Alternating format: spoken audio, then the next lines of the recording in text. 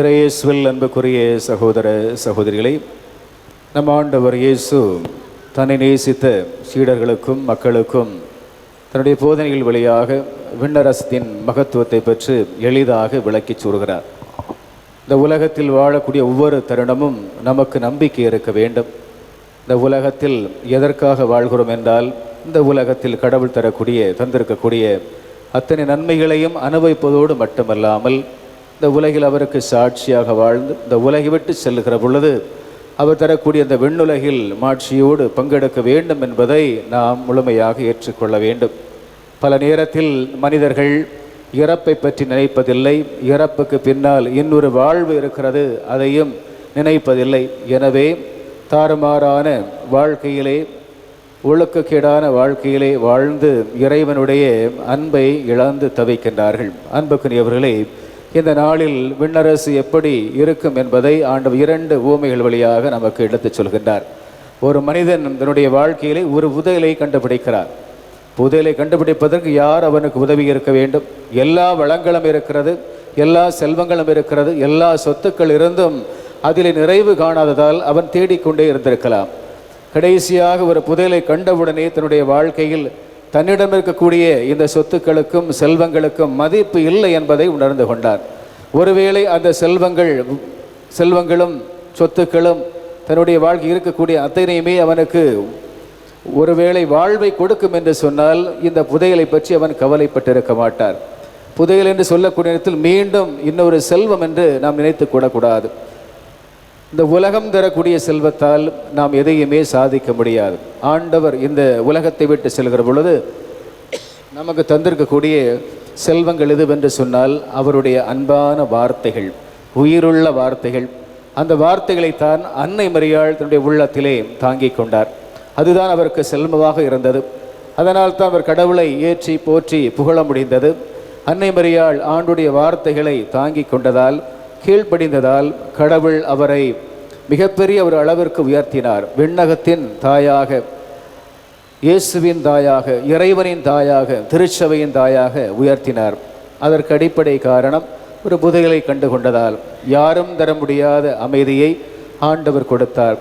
எந்த வார்த்தைகளும் கொடுக்காத அர்த்தத்தை, வாழ்வை இறைவனுடைய வார்த்தைகள் கொடுத்ததை உணர்ந்தார், ஏற்றுக்கொண்டார். எனவே இந்த மனிதன் எதை கண்டிருக்க வேண்டும்? இந்த உலகத்தில் எல்லாவற்றையும் விட இந்த உலகத்தில் நன்மையை செய்த, நமக்காக இந்த உலகத்திலே வாழ்ந்து இறந்து இந்த உலகத்தை உயர்த்து நிற்கக்கூடிய நம்ம ஆண்டவர் இயேசுவை அடையாளம் கண்டுகொள்ள வேண்டும். அவருடைய அந்த வானக வீட்டிற்கு முக்கியத்துவம் கொடுக்க வேண்டும். அந்த வீட்டிற்கு செல்ல வேண்டும் என்பதுதான் ஆண்டவருடைய விருப்பம். எனவே தான் நம்முடைய பாவங்கள் அதற்கு தடையாக இருந்தன. எனவே அந்த பாவத்திற்காக தன்னையே பலியாக்கி இரத்தம் சிந்தி இந்த நாளில் நமக்கு ஒரு வாய்ப்பை உருவாக்கி கொடுத்திருக்கிறார். நானே வழி, நானே சத்தியம், நானே ஜீவன் என்று சொல்லக்கூடிய ஆண்டவர் இயேசு உங்களையும் என்னையும் அழைக்கிறார். இந்த உலகத்தில் எதையும் நாம் கொண்டு வந்ததில்லை, எதையும் எடுத்து செல்லவும் முடியாது. அவர் எதையும் நாம் ஏற்றுக்கொள்ள வேண்டும். இந்த உலகத்தில் நாம் போகிற பொழுது அவர் மீது வைத்திருக்கக்கூடிய நம்பிக்கை நமக்கு ஆளப்பட்டு இருக்க வேண்டும்.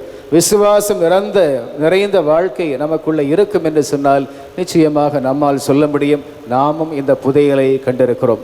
இன்னொரு மனிதன், வணிகர், தன்னுடைய வாழ்க்கையிலே மிகப்பெரிய காரியங்களை தேடி அலைகின்றான். முத்துக்களை அவன் தேடி அலைகிறான். தான் கண்ட முத்தை விட எந்த முத்துக்களும் சிறப்பானது இல்லை என்பதை உணர்ந்து தன்னிடமிருந்து எல்லாவற்றையும் விற்று அந்த முத்தை வாங்குவதற்கு ஆசைப்படுகிறான். விண்ணக வாழ்வுதான் நம்முடைய வாழ்க்கையிலே நிரந்தரமான வாழ்வு, நிலையான வாழ்வு, நிறைவான வாழ்வு. இந்த உலகத்தில் இறந்த அத்தனை ஆத்துமாக்களும் அந்த இடத்தில் மனமகிழ்ந்து இறைவனுடைய நிறைவை, மகிழ்வை, பேரின்பத்தை கண்டு அனுபவிக்கிறது என்பதுதான் நம்முடைய உண்மை, வாழ்க்கையில் அறிந்த உண்மை. அந்த இடத்திற்கு செல்ல வேண்டும் என்று சொன்னால் இந்த உலகத்தில் நாம் மறக்க வேண்டும். பொதுவாக நாம் பார்க்கிறோம் இல்லையா, ஜெபம் செய்கிற பொழுது எதற்கு நாம் கண்களை மூடி ஜெபிக்கிறோம்? கண்களை மூடி ஜெபிக்கிற பொழுதுதான் உலகத்தை மறக்க முடியும். ஐம்புலன்களையும் அடக்கி இந்த உலகத்தை மறந்து துறந்து அனைத்தையும் தரக்கூடிய, அனைத்திற்கு மேலான ஆண்டவரை அதிகமாக நேசிக்கக்கூடிய நேரத்தில் நம்முடைய வாழ்க்கையில் நிறைவை காண முடியும். நம்முடைய ஆன்மா இருக்கிறது என்பதை நாம் உணர்ந்து கொள்ள முடியும். பல நேரத்தில் உடலுக்கு தேவையான அனைத்தையும் கொடுக்கிறோம், உள்ளத்திற்கு தேவையானதை கொடுப்பதில்லை. அதிலும் சிறப்பாக ஆன்மாவிற்கு தேவையானதை கொடுப்பதில்லை.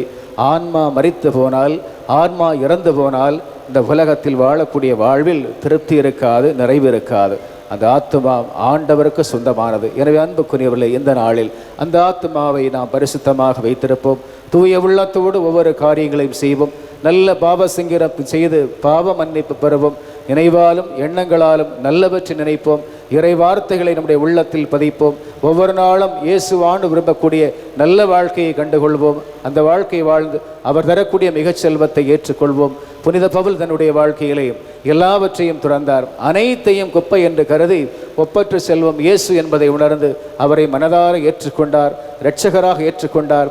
அதனால் துன்பங்களை பாடுகளை ஏற்று செல்லுமிடமெல்லாம் இந்த செய்தியை அவர் பரப்பி வந்தார். ஒருவேளை இந்த உலகத்தில் அந்த ஆண்டவரை நாம் கண்டுகொள்ளாததற்கு பல காரணம். இந்த உலகத்தில் நிம்மதி கிடையாது. ஒருவருக்கு பணம் இல்லை, ஒருவருக்கு ஆரோக்கியம் இல்லை, ஒருவருக்கு உறவுகள் இல்லை. ஒவ்வொரு நாளும் ஒவ்வொரு துக்கம், ஒவ்வொரு துன்பம், ஒவ்வொரு கஷ்டங்கள், கவலைகள்.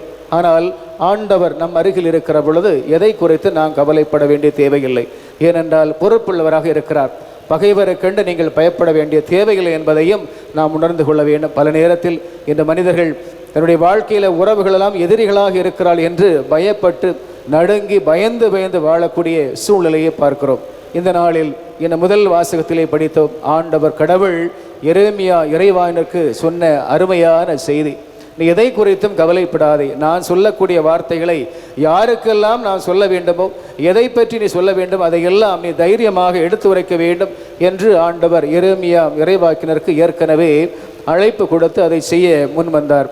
அதே நேரத்தில் பயம் தேவையில்லை என்பதை உணர்ந்து அந்த எரேமியா இறைவாக்கினரை பார்த்து கடவுள் சொல்லக்கூடிய செய்து, நான் அவர்களுக்கு முன்னால் உன்னை மிகப்பெரிய வலிமை வாய்ந்த ஒரு கருவியாக மாற்றுவேன்.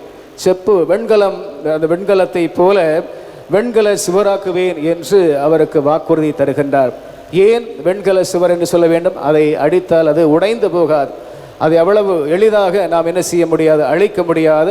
அப்படி வெண்கல சுவராக்குவேன், உன் எதிரிகளுக்கு முன்பாக உன்னை வெண்கல சுவராக்குவேன், வலிமையை தருவேன். அவர்கள் உனக்கு எதிராக போராடுவார்கள், ஆனால் உண்மையில் வெற்றி கொள்ள மாட்டார்கள்.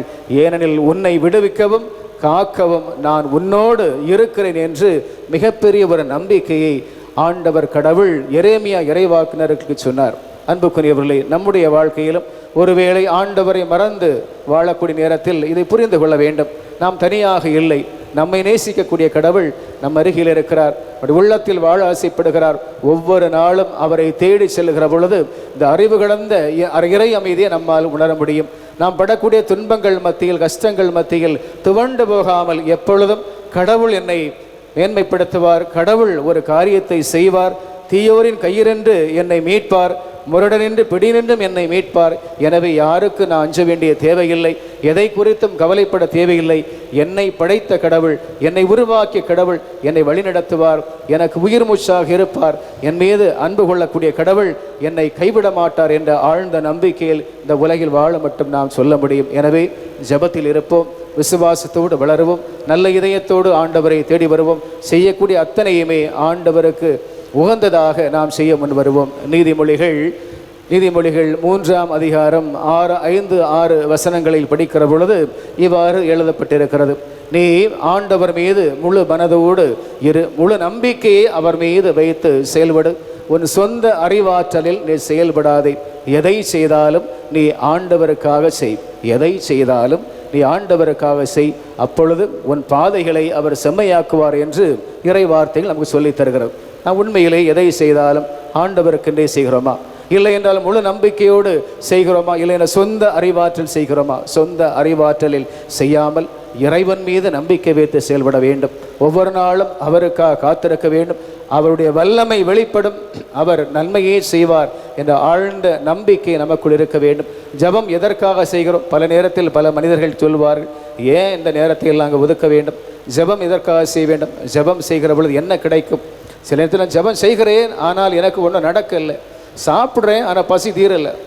குடிக்கிறேன், தாகம் தீரலை. நீ ஜெபம் செய்கிற பொழுதும் உன்னுடைய தேவைகளை, உலக தேவைகளைத்தான் நீ வீட்டு கொண்டிருக்கிறாய். உன் ஆன்மா சுத்திகரிக்கப்பட வேண்டும், பரிசுத்தமாக்கப்பட வேண்டும் என்று கேட்பதில்லை. ஆண்டவரே, நான் உமக்காக என்ன செய்ய வேண்டும் என்பதையும் கேட்பதில்லை. நீர் செய்தக்கூடிய எல்லா நன்மைகளை குறித்து நன்றி சொல்வதற்கும் நமக்கு விருப்பமில்லை. அந்த இடத்திலும் நம்முடைய சொந்த தேவைகளை தான் கேட்கிறோமே தவிர ஆண்டவருடைய அருளில் நிலைத்திருப்பதற்கு, அவர் தரக்கூடிய ஆவியின் வல்லமையை பெறுவதற்கு நாம் முன்வராத காரணத்தினால் ஜெபம் செய்வதற்கு நாம் பிடிக்கவில்லை. ஜெபம் செய்தாலும் நம் வாழ்க்கை நினைக்கக்கூடிய காரியம் நடக்காத காரணத்தினால் துவண்டு போகிறோம். எனவே அன்புக்குரியவர்களே, அது உண்மையானது அல்ல. ஜெபம் செய்கிற பொழுதுதான் இறைவனோடு நட்புறவை வைத்துக் கொள்ள முடிகிறது, உண்மையான அன்பில் வளர முடிகிறது, அருளிலும் ஞானத்திலும் நிலைத்து நிற்க முடியாது. இந்த உலகில் நாம் படக்கூடிய துன்பங்களை ஜெயிக்க முடிகிறது, பிசாசின் பிடியிலிருந்தும் சோதனைகளிலிருந்தும் நாம் தப்புவிக்க முடிகிறது, வெல்ல முடிகிறது. இதை உணர்ந்து ஒவ்வொரு நாளும் இறைவனோடு நாம் இருக்கக்கூடிய நேரத்தை ஆழப்படுத்துவோம், அவரை முழுமையாக நேசிப்போம், மனம் திறந்து அவரிடத்தில் பேசுவோம், கவலைகளை மறைப்போம். ஆண்டவர் தரக்கூடிய ஆறுதலை, அமைதியை பெற்று இந்த நாளில் அவர் தரக்கூடிய மிகப்பெரிய செல்வத்தை, இறை வார்த்தைகளை சொந்தமாக்கி வானக வீட்டிற்கு ஏற்ற பிள்ளைகளாக நாம் உருவாக்கி கொள்வோம். இந்த நாளில் சிறப்பாக நாம் ஜெபிப்போம். ஆமென்.